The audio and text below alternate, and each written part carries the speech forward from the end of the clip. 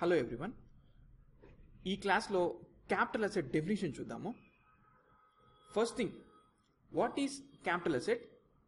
Capital asset అంటే ఏందో తెలుసుకుంటేనే ఏ asset మీద క్యాపిటల్ గెయిన్ పడుతుంది, ఏ అసెట్ మీద క్యాపిటల్ గెయిన్ పడదో మనకు తెలుస్తుంది. సే ఫర్ ఎగ్జాంపుల్, ఒక పర్సన్ ఉన్నాడు, ఆ పర్సన్కి ఒక హౌస్ ప్రాపర్టీ ఉంది, అది అతను తన ఓన్ పర్పస్కి యూజ్ చేస్తున్నాడు. ఇప్పుడు ఆ ప్రాపర్టీని సేల్ చేస్తే క్యాపిటల్ గెయిన్ పడుతుందా పడదా? First question. సెకండ్ క్వశ్చన్, ఇప్పుడు అదే పర్సన్ ఆ హౌస్ ప్రాపర్టీనే తన బిజినెస్ కోసం యూజ్ చేస్తూ ఉంటే ఇప్పుడు సేల్ చేశాడు, అప్పుడు క్యాపిటల్ గెయిన్స్ పడుతుందా పడదా? సో ఫస్ట్ కేసులో ఏంటి అంటే క్యాపిటల్ గెయిన్స్ పడుతుంది. Why? Because it is covered by capital asset definition section 2 subsection 14. మీకు అది ఎక్స్ప్లెయిన్ చేస్తాము. నెక్స్ట్, సెకండ్ కేసులో అదే హౌస్ ప్రాపర్టీని అతను బిజినెస్ కోసం యూజ్ చేస్తున్నాడు. సో ఇప్పుడు క్యాపిటల్ గెయిన్ పడుతుందా పడదా అంటే ఇప్పుడు కూడా క్యాపిటల్ గెయిన్ పడుతుంది. Why? Because as per section 50 subsection 1 it is a capital asset by section 2 subsection 14. So business కోసం యూజ్ చేసినా యూజ్ చేయకపోయినా still it is a capital asset. So first definition చూద్దాము. సెక్షన్ 2 సబ్సెక్షన్ 14 డెఫినేషన్ చూడండి. What is capital asset? Capital asset means property of any kind whether used for his business or profession. So business లో use చేశాడా use చేయలేదా అనే దానికి connection లేకుండా any property is a capital asset అని చెప్తున్నాడు. So దీన్ని బేస్ చేసుకొని ఆ హౌస్ ప్రాపర్టీని రెసిడెన్షియల్ పర్పస్ కి యూజ్ చేసినా, బిజినెస్ పర్పస్ కి యూజ్ చేసినా, ఏ పర్పస్ కి యూజ్ చేసినా still it is a capital asset. Right. Next, it includes, ఇంకో చెప్పాడు కదా, any securities held by the FIIs foreign institutional investors which has invested in such securities in accordance with SEBI regulation. ఇది present మన syllabus కి అవసరం లేదు. Next చూద్దాం. So ఇక్కడ ఏంటంటే క్యాపిటల్ అసెట్ లో ఏమేమి వస్తాయి అన్నాడు. It is an exclusive definition. So almost every property is a capital asset అన్నట్టు ఈ డెఫినేషన్ ఉంది. సో దీని నుంచి ఏది క్యాపిటల్ అసెట్ కాదు అని ఎక్స్క్లూజన్స్ ఇచ్చాడు. దాంట్లో ఫస్ట్ వన్ చూడండి. First exclusion, any stock in trade it is not a capital asset. Even stock in trade means even consumable stores, work in progress, raw materials అన్ని. So total stock in trade. So ఒక person ఎందులో అయితే business చేస్తున్నాడో, వేటినైతే goods గా treat చేస్తున్నాడో అది capital asset కాదు. సే for example, person ఏ ఉన్నాడు, పర్సన్ ఏ ఏసీ మ్యానుఫ్యాక్చర్ అనుకోండి. For him ACs will become goods. So any profit from selling ACs PGBP కింద ట్యాక్స్ పడుతుందే కానీ క్యాపిటల్ గెయిన్ కింద ట్యాక్స్ పడదు. రైట్. నెక్స్ట్ చూడండి. నెక్స్ట్ ఎక్స్క్లూజన్,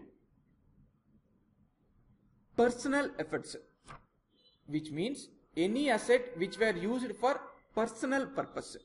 సో మన పర్సనల్ పర్పస్ కోసం ఏదైనా యూజ్ చేస్తే అది క్యాపిటల్ అసెట్ కాదు. స్టిల్ దీనికి కూడా ఎక్సెప్షన్స్ ఉన్నాయి. ఏంటి అంటే personal asset means only movable property.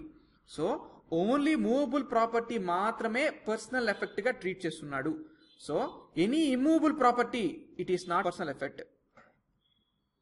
Say for example, A అనే ఒక పర్సన్, ఇతని దగ్గర ఒక కార్ ఉంది, అది అతను totally for his personal purpose కి యూజ్ చేస్తూ ఉన్నాడు.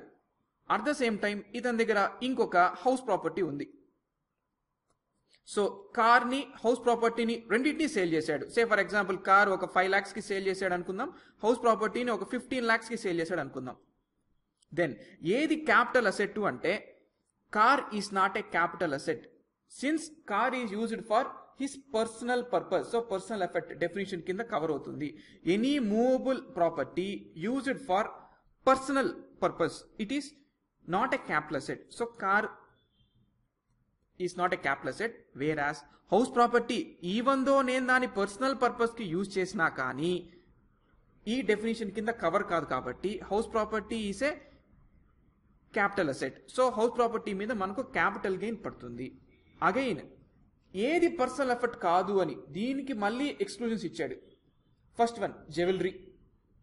Even though jewellery personal purpose అయినా it is not covered by personal effort. So jewellery sale చేస్తే మనకు క్యాపిటల్ గెయిన్ అట్రాక్ట్ అయిపోతుంది. సో క్యాపిటల్ గెయిన్ ట్యాక్స్ పడాల్సిందే. Next similarly archaeological collections, drawings, paintings, sculptures, any work of art.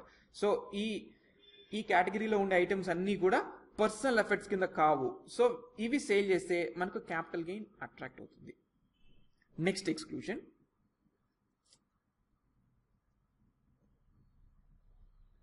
Rural agriculture land in India. So బాగా చూడండి definition ఇక్కడ rural agriculture land in India అన్నాడు. So ఇండియాలో ఉండే rural agriculture land so capital asset కాదు అంటున్నాడు. Next here agriculture land అంటే definition ఏంటి అంటే చూద్దాం. Agriculture land which is not situated in any specified area అంటే నాన్ స్పెసిఫైడ్ ఏరియాలో సిచ్యువేట్ అయి ఉండే agriculture land, rural agriculture land is not a capital asset. ఏంటి నాన్ స్పెసిఫైడ్ ఏరియా చూద్దాం. నాన్ స్పెసిఫైడ్ ఏరియా అంటే ఏంటి అంటే చూడండి,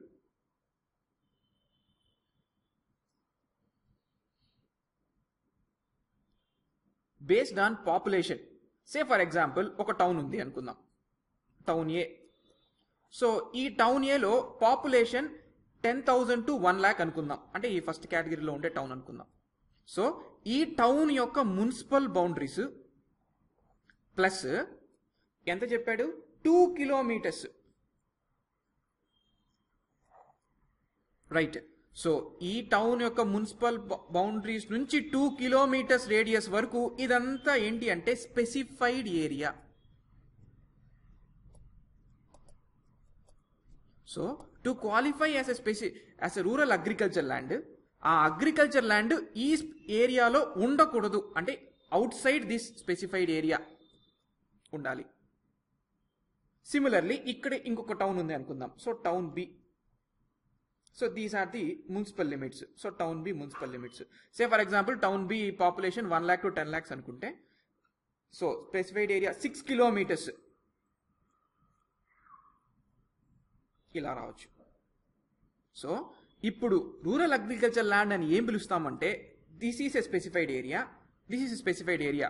సో మిగతా ఏరియాస్లో అంటే సే హియర్ ఇంకెక్కడన్నా మిగతా ఏరియాస్లో ఎక్కడన్నా ఉంటే దాన్ని మాత్రమే మనం నాన్ స్పెసిఫైడ్ ఏరియాగా ట్రీట్ చేస్తాం. ఆ నాన్ స్పెసిఫైడ్ ఏరియాలో ఉండే రూరల్ అగ్రికల్చర్ ల్యాండ్ మాత్రమే క్యాపిటల్ అసెట్ కాదు, మిగతావన్నీ క్యాపిటల్ అసెట్లే. Similarly in case 10 lakh population దాటితే అది 8 kilometers అవుతుంది. సే టౌన్ సి 10 lakhs అనుకోండి, 8 kilometers వరకు తీసుకోవచ్చు. నెక్స్ట్ ఎక్స్క్లూజన్ ఇది అంత ఇంపార్టెంట్ కాదు, జస్ట్ చదువుకుంటూ వెళ్దాం. So 6.5% gold bonds 1977 or 7% gold bonds 1980 or national defence gold bonds 1980 issued by the central government. Special bearer bonds 1991 issued by the central government and gold deposit bonds issued by the gold deposit scheme 1999 or deposit certificate issued by the gold moderation scheme 2015. So యూజువల్గా government ఏం చేస్తుంటుంది అంటే అప్పుడప్పుడు funds rise చేయడానికి ఇలా gold bonds అని issue చేస్తుంటుంది. So దీన్ని సేల్ చేస్తే ఏదన్నా క్యాపిటల్ గెయిన్ అరైజ్ అయినా this is completely exam from tax, right. So ఒక్కసారి సో ఇక్కడతో మన క్యాపిటల్ అసెట్ అంటే డెఫినేషన్ కంప్లీట్ అయింది. సో ఒక్కసారి చూద్దాము. ఫస్ట్ థింగ్ క్యాపిటల్ అసెట్ వచ్చి సెక్షన్ ఏంటి అంటే సెక్షన్ 2 subsection 14లో డిఫైన్ చేశాడు. క్యాపిటల్ అసెట్ అంటే క్యాపిటల్ అసెట్ లో ఏముంటుంది అంటే every asset is a capital asset definition ప్రకారము, but excluding this first one stock in trade. So stock in trade capital asset కాదు. నెక్స్ట్ పర్సనల్ ఎఫెక్ట్ అంటే only movable items, దాంట్లో కూడా excludings ఉన్నాయి. Jewellery, archaeological collections, drawings, painting, sculptures, work of art. Next one rural agriculture land. Again rural agriculture land అంటే ఏంటి అంటే any agriculture land which is not situated in the specified area. So specified area ఎలా కలుపుకుంటారు అంటే based on population. Say for example population 10,000 to 1 lakh అయితే 2 kilometers, 1 to 10 lakhs అయితే 6, above 10 lakhs అయితే 8 kilometers. Next so gold bonds, special bearer bonds, gold deposits bonds. So ఇవన్నీ capital assets కావు.